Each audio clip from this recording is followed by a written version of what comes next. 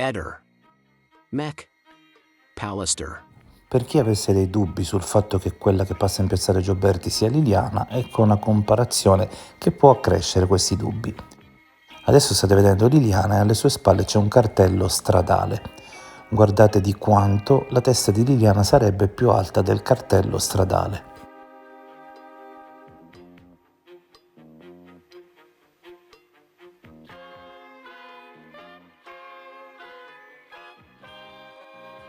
E adesso in piazzale Gioberti arriva Claudio Serpin. Ricordiamo che Claudio Serpin è alto 1,78 m. Si trova più o meno nella stessa posizione in cui è Liliana nella foto precedente e guardate come è poco più alto del cartello stradale. La linea blu in alto toglie ogni dubbio.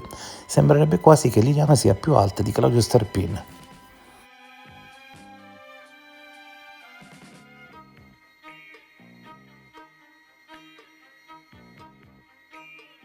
Ehi, non dimenticare di iscriverti a questo canale.